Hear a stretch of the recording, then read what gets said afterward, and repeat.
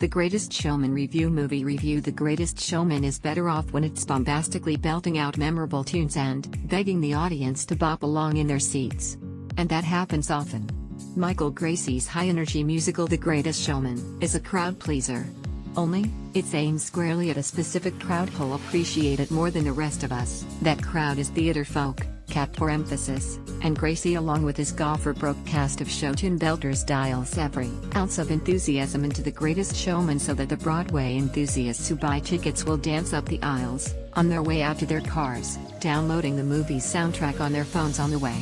This movie is ripped straight from the diary pages of middle school theater geeks around the globe, and that crowd will eat this up with a sugary spoon.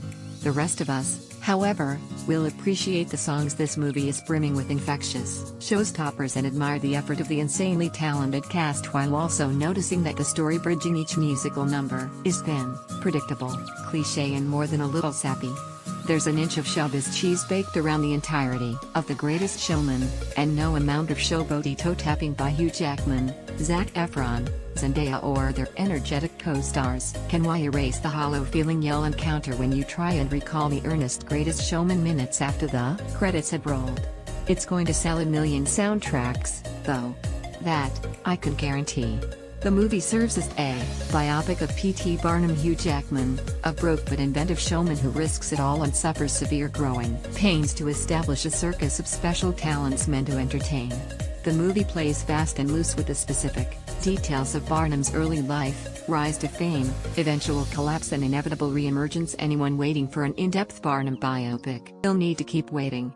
All Greatest Showman is eager to get to, instead, is the next musical number. This is because director Michael Gracey knows that he is a songbook by the Tony and Oscar-winning twosome of Benjamin Pasek and Justin Paul La La Land, and a gifted cast of performers in Jackman, Efron, Zendaya, Michelle Williams, Keila Settle are at his disposal. And when they click, Greatest Showman really soars. There are jaw-dropping numbers sprinkled through Greatest Showman, a movie that embraces the musical genre in all of its trappings.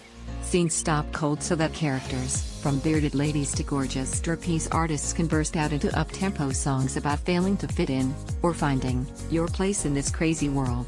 The music has a pop radio hip-hop tone to it, with electronic beats and swelling choruses replacing traditional Broadway tempos. But with this gooey and brightly colored package, it works. Weeks after my screening, I still queue up anthems such as The Other Side, This Is Me, A Million Dreams and the opening number, The Greatest Show.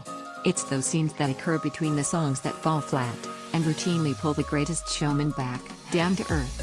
As entertaining as the song and spectacle can be in Greatest Showman, the movie can't inject life into placid dramatic subplots that exist away from the circus.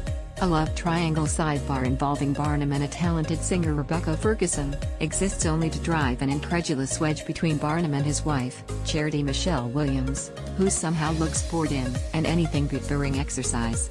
Late in the game, Gracey and the screenwriters try to inject drama by turning townsfolk against Barnum's freaks, but the conflict rises out of nothing and adds less to the overall story. No, The Greatest Showman is better off when it's bombastically belting out memorable tunes and begging the audience to bop along in their seats. And that happens often. Jackman, as expected, attacks the role of Barnum with the same reckless enthusiasm he brings to virtually every part.